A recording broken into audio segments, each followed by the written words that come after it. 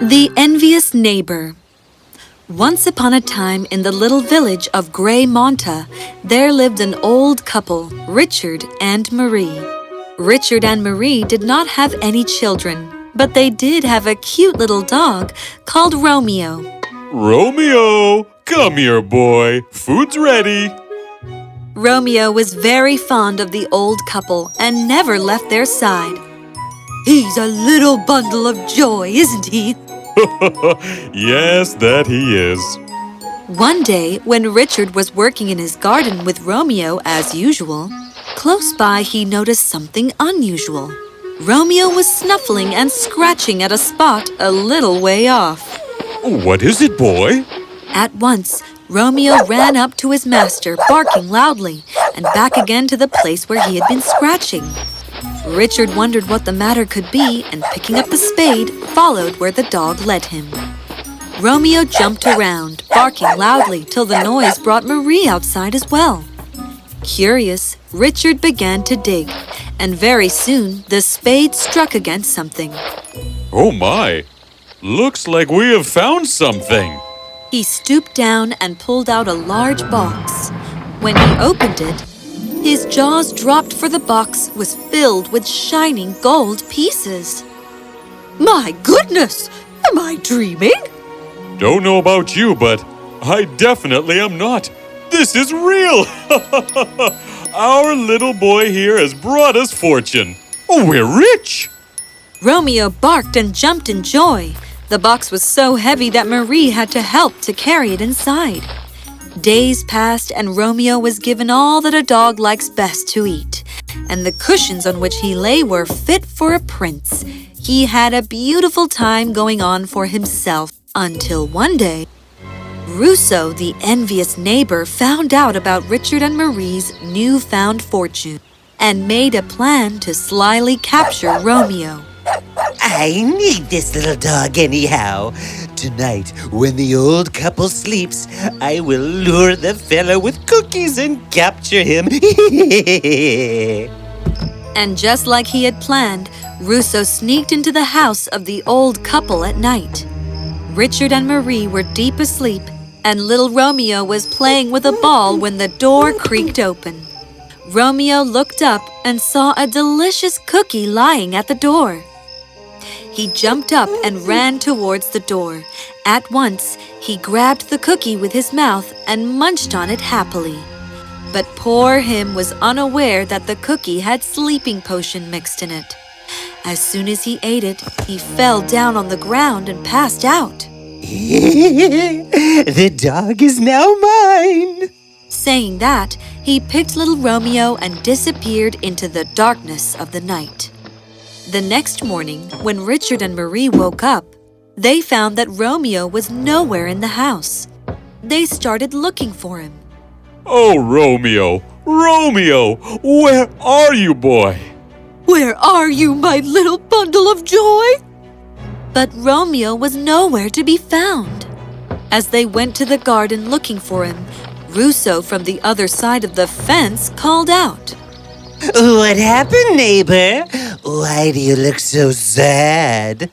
Russo, we cannot find our little dog. Have you seen him? Oh, I have not. But I am sure he must have run out of the house chasing a butterfly that I often see him play with. Oh, he must have not gone too far, Richard. Let us go at once and get him.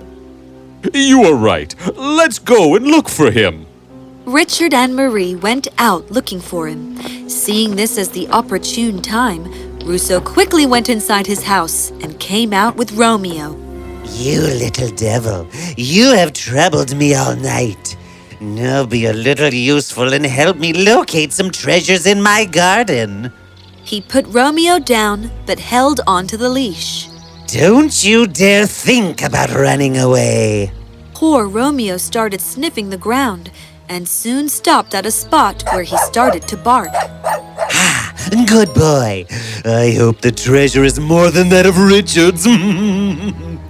Saying this, he started to dig the ground and soon found a big box. Delighted, He pulled it out and opened it, and to his happiness, found it filled with gold coins. You little dog, you are special. I will let you go now. He removed the leash off his collar and put him on the other side of the fence. Run inside, and your mom and dad shall be home soon. Romeo at once ran inside the house. Russo took the box of gold and, smiling, he went inside his house. When Richard and Marie came back, sad and dejected, Romeo came out barking and ran towards them. Oh, you are here! He is here. Where did you disappear, Romeo? We were so worried for you. Marie carried him in her arms, and the old couple went inside the house happily. Later that day, Russo, with his greedy motives, went to the old couple's house again. I am glad you found your dog. The guy looks a little shaken. Mind if I take him for a walk? Oh, that would be wonderful. Romeo, you want to go for a walk, boy? And at this, Romeo came forward and, to Russo's surprise, spoke. I am not going anywhere with this man. He is mean. Russo was shocked. He took a step back and looked at Richard. What is the matter, Russo? Why do you look horrified? Your dog can talk? Richard and Marie looked at each other, amused, because to them, Romeo was only barking. They couldn't hear him talk. What? What are you talking about? Your dog. This little devil just spoke. If by speaking you mean barking, then yes, he did. All the dogs do. Romeo barked, and Russo looked at him inquisitively. I swear I heard him speak. Go home, Russo. I think you are a little under the weather. Nap it out, and once you feel a little better, you can take Romeo out for a walk. Russo nodded, and scratching his head, he went back home. The next morning, he came back again. Greetings, Richard and Marie. Apologies for my behavior yesterday. Where is the little guy? Let me take him out for a walk. Oh, sure. I am glad you are feeling better. Romeo, come here, boy. Romeo came running into the room and stopped near Richard. Oh, this cruel man. Not again. At this, Russo's jaw dropped. What happened, Russo? What happened? What happened? Your dog just spoke again. Richard and Marie looked at each other confused. Romeo barked. Russo, my neighbor, I think you need to go see a doctor. How would an animal speak? He just spoke. You guys are in this together. This is a magical dog. I know it is responsible for all your fortune, and now I know that it can speak too. Where did you get this magical dog from? I want to know. Russo, he is just a little dog, not a magical creature. And yes, he did help us find the treasure, but that was just plain luck. He has never done it again. The entire village knows. Oh, that's where you are wrong. What do you mean? I will show you, but not while I am alone. I will bring the village head and expose you in front of him. The entire village will know that you are evil magicians practicing witchery in this village. And I shall have this magical dog for myself. I will be back. As he walked out of their house, Richard and Marie looked at each other in shock, for they thought their neighbor was losing his mind. Later that day, he returned back to their house with the village head, Shiro. Standing at their veranda, Russo shouted, Come out, you evil magicians, and Bring that evil dog too. I am here to expose you in front of Mr. Shiro. Russo shouted so loud that a few other villagers also gathered around as Richard and Marie came out of their house. There they are, the evil magicians. They are practicing witchery in our village, sire. You must throw them out of here at once. Mr. Shiro, I think Russo is losing his mind. We should take him to a doctor. Enough of your acts. I am going to expose you. Russo, you better have good proof of what you're claiming. I have known Richard and Marie for years, and they are the most decent people in our entire village.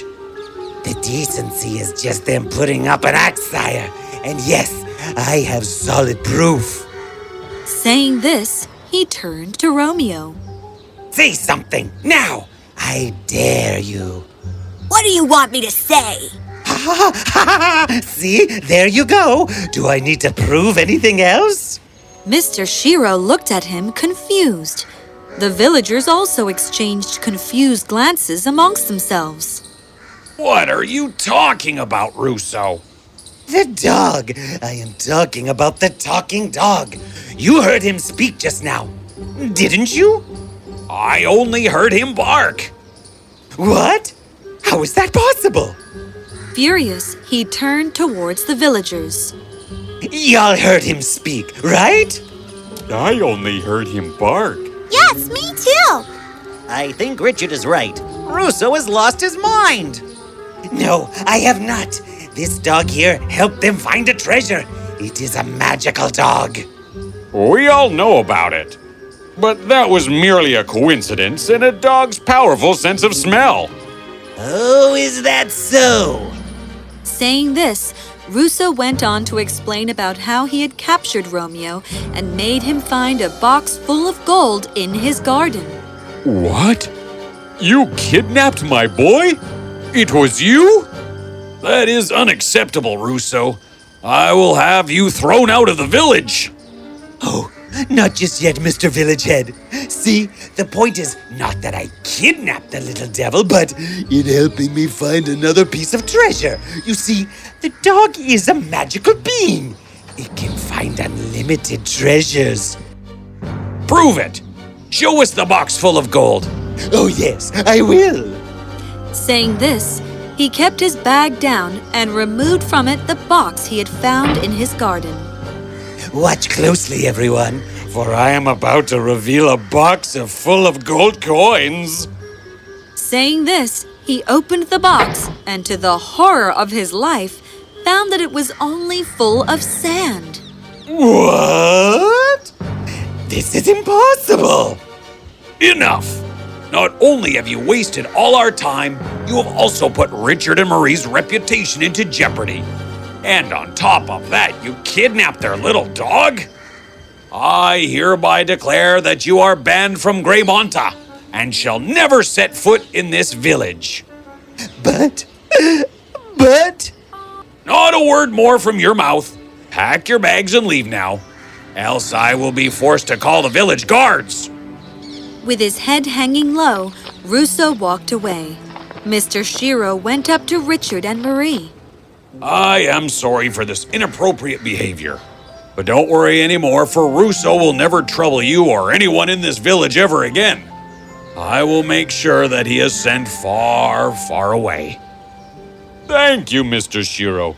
Your leadership is what keeps us all very safe. Mr. Shiro smiled and stooped down to pat Romeo on his head. Such an adorable dog. How on earth can anyone think it knows wizardry?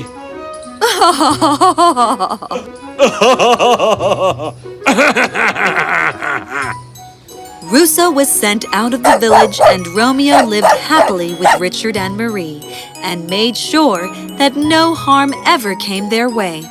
And as for the old couple, they would never know that their dog is a special one.